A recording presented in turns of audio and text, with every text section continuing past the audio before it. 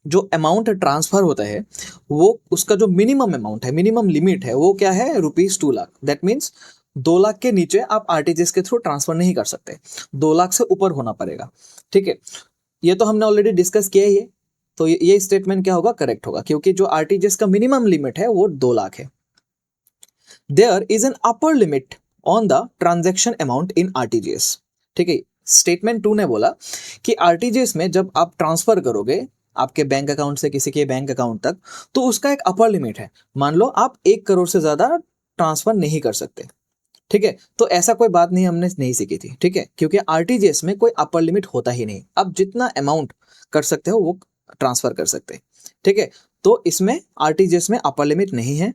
तो इसका जो करेक्ट आंसर होगा वो होगा ओनली स्टेटमेंट 1 इज करेक्ट। दोनों स्टेटमेंट से स्टेटमेंट 1 करेक्ट है एंड स्टेटमेंट 2 रॉन्ग है।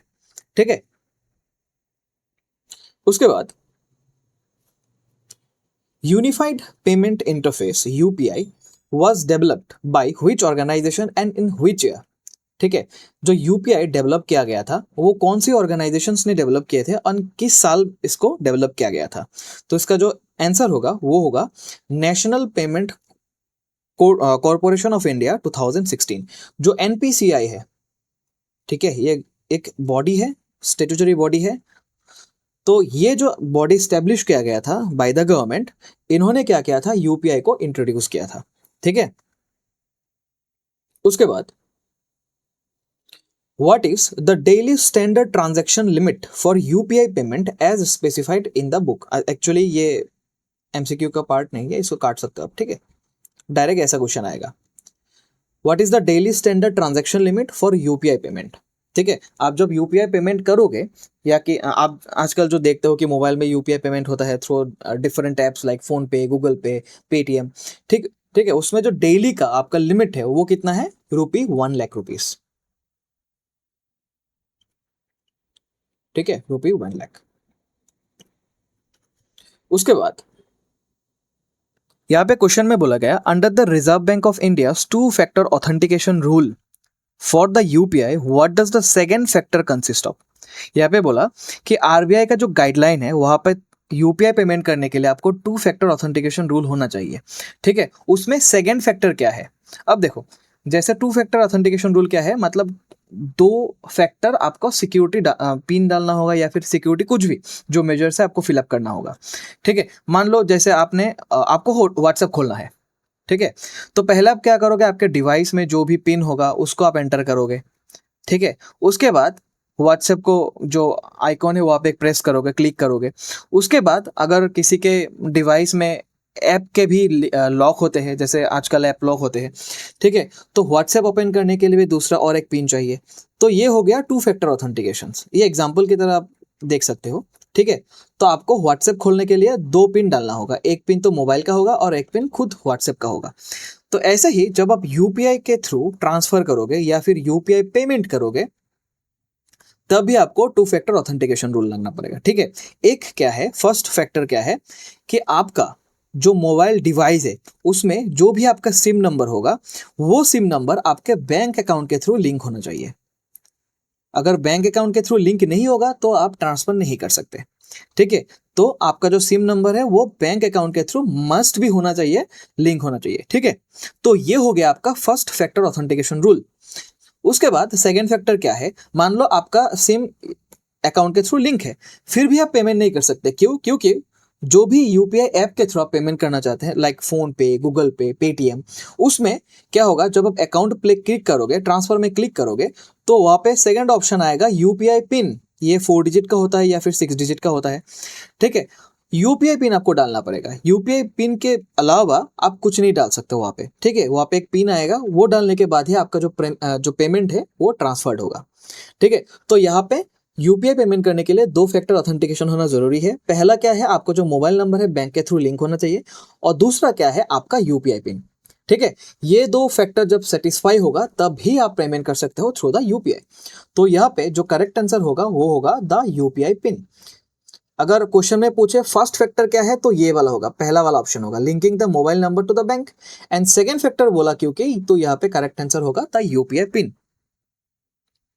उसके बाद regarding the handling of UPI pin and QR code, which of the following instruction is correct according to the text. ये एक्चुअली नहीं चाहिए, ठीक है, यही तो एक क्वेश्चन है कि जब आप यूपीआई पिन को हैंडल करोगे या फिर क्यूआर कोड को हैंडल करोगे तो कौन सी आपको इंस्ट्रक्शंस का ध्यान रखना चाहिए और इनमें से कौन सा वो करेक्ट है। सबसे पहले, UPI pin is required to both make payment and receive money. ये गलत है, क्योंकि देखो, मान लो आपको आपके मोबाइल से किसी दोस्त के मोबाइल तक आपको या फिर अकाउंट तक आपको ट्रांसफर करना है, तो आपके मोबाइल से यूपीआई पिन डालोगे। दैट मीन्स आप पेमेंट सेंड कर रहे हो और आपका दोस्त रिसीव कर रहा है। तो अगर आपको पेमेंट करना है तो आपको यूपीआई पिन डालना पड़ेगा। मान लो आपको रिसीव करना है किसी से, तो उस टाइम आपको यूपीआई पिन डालने की जरूरत नहीं है, ठीक है। तो ये तो गलत है, क्योंकि यूपीआई पिन हमेशा सेंड करने के लिए सेंड करने के लिए हम यूज करते हैं, राइट। उसके बाद तो ये ए नंबर ऑप्शन गलत है।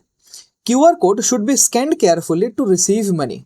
ठीक है, आप किसी दुकान पे जाए, वहां पे आपने कुछ शॉपिंग किया, जब आप पेमेंट करोगे तो वहां पे क्यूआर कोड लगा होगा। आप क्यूआर कोड स्कैन करके उस दुकानदार को पेमेंट कर सकते हो। दैट मीन्स क्यूआर कोड को स्कैन करना चाहिए मनी को सेंड करने के लिए। आपके पास मनी है, आप दुकानदार को सेंड करोगे, ठीक है, तभी क्यूआर कोड यूज होगा। रिसीव करने के लिए कभी भी क्यूआर कोड मत यूज करना, ठीक है। तो ये गलत है, क्योंकि क्यूआर कोड हमेशा सेंड करने के लिए यूज किया जाता है। UPI pin is required only to make payment, not needed to receive money, and QR code should never be scan for receiving money. ये सही बात है, क्योंकि यूपीआई पिन को हमेशा मनी सेंड करने के लिए किया जाता है, ना कि मनी रिसीव करने के लिए। एंड क्यूआर कोड हमेशा रिसीविंग मनी के लिए never be scan for receiving money, ठीक है। दैट मीन्स क्यूआर कोड को हमेशा सेंड करने के लिए यूज किया जाता है। कभी भी कहीं पे जाके आप क्यूआर कोड स्कैन करोगे, दैट मीन्स आप उसको पेमेंट कर रहे हो, ठीक है। उसके बाद तो ये भी गलत होगा, 4 number option. UPI pin can be shared if the recipient is trusted.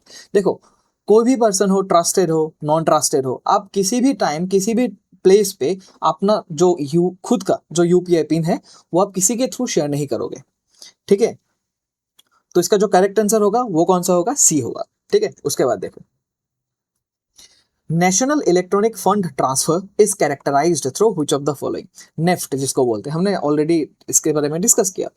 देखो, एक्चुअली ये जो आपका पर्टिकुलर चैप्टर है फाइनेंशियल लिटरेसी, ये पहली बार इंक्लूड हुआ है, ठीक है। तो इसमें जो ये 4-5 टर्म है, जैसे नेफ्ट हो गया आपका, जैसे आरटीजीएस हो गया आपका, जैसे आईएमपीएस हो गया आपका, एंड जैसे यूपीआई हो गया, ठीक है। आपको तो पता है कि ये चारों जो प्रोसीजर है, इसमें हमेशा क्या होता है, डिजिटली आप फंड को ट्रांसफर करते हो, मनी को ट्रांसफर करते हो, ठीक है। तो ये चारों आपको ध्यान से पढ़ना है, क्योंकि ये चारों में से क्वेश्चन जो बनने की प्रोबेबिलिटी है वो सबसे ज्यादा होता है, ठीक है। और ये एक इमर्जिंग टॉपिक है, दैट मीन्स हम आजकल ये सब चीजें यूज करते हैं। तो इसके बारे में जानना आपको बहुत जरूरी है, एंड इसके बारे में आपको स्टडी करना भी बहुत जरूरी है, क्योंकि क्वेश्चन जो एग्जाम होगा आपका पर्टिकुलर हाफ ईयरली, इसमें आने की चांस बहुत ज्यादा है, ठीक है। तो यहाँ पे बोला नेफ्ट कैरेक्टराइज होते हैं कौन सा नीचे के दिए सेंटेंस में से। दैट मीन्स ये चारों को सेंटेंस को आपका पढ़ना है और सही बताना है। It is available round the clock on all days of the year. देखो, नेफ्ट जो होता है वो 365 डेज ही अवेलेबल होता है। तो ये तो सही बात है, क्योंकि it is available round the clock on all days of the year, 24/7 and 365 days हमेशा अवेलेबल होता है नेफ्ट। उसके बाद बी नंबर देखो, it has mandatory minimum transfer limit of ₹2 lakh. ये गलत बात है, क्योंकि जो 2 लाख का लोअर लिमिट था या फिर मिनिमम लिमिट था वो था आरटीजीएस में। दैट मीन्स आरटीजीएस में आप 2 लाख के नीचे किसी भी टाइप के जो पेमेंट है वो नहीं कर सकते, 2 लाख के ऊपर होना चाहिए, ठीक है। तो ये गलत है। सी नंबर बोला, इट रिक्वायर्स फिजिकल चेक और कैश फॉर प्रोसेसिंग। अब देखो, नेफ्ट में या फिर आरटीजीएस में, आईएमपीएस में, यूपीआई में हमेशा आप ट्रांसफर करते हो थ्रू डिजिटल, ठीक है। आप डिजिटली आपके जो बैंक अकाउंट से रुपीस है वो आपके किसी भी दोस्त के बैंक अकाउंट तक सेंड कर सकते हो। इसमें कोई भी कैश की जरूरत नहीं है, इसमें कोई भी फिजिकल चेक की जरूरत नहीं है। तो ये गलत बात है, ठीक है। ये सी नंबर ऑप्शन गलत है। It is restricted only to the banking hour on weekdays. ये भी गलत है, क्योंकि आपको पता है ये 24/7 एंड 365 डेज अवेलेबल है। तो इसका जो करेक्ट आंसर होगा वो होगा A, it is available round the clock on all days of the year, ठीक है। तो आज के लिए इतना ही था। हमने इस जो पर्टिकुलर वीडियो है यहाँ पे कुछ एमसीक्यूज कवर किए। ऐसे ही हम 2-3 वीडियोस और लाएंगे जहाँ पे इस चैप्टर के रिलेटेड जितना भी एमसीक्यूज है वो कवर कर सके। एंड मोस्ट इंपॉर्टेंटली अगर आपको नोट्स चाहिए इस चैप्टर का जो कि ऑलरेडी अपलोडेड है, तो हमारे जो वीडियो है उसके कमेंट सेक्शन में या फिर उसके जो डिस्क्रिप्शन में एक लिंक दिया हुआ है टेलीग्राम ग्रुप का। उस टेलीग्राम ग्रुप में हम क्या करते हैं, इसके जो पीडीएफ होता है वो हम प्रोवाइड करते हैं। ठीक है, और टेलीग्राम ग्रुप भी आप ज्वाइन कर लेना, क्योंकि वहाँ पे मैं एमसीक्यूज प्रोवाइड करता हूँ और एमसीक्यूज को आप वहाँ से प्रैक्टिस भी कर सकते हो। ठीक है, तो थैंक यू वेरी मच, मिलते हैं अगली एमसीक्यू सीरीज पे। तब तक के लिए थैंक यू, बाय।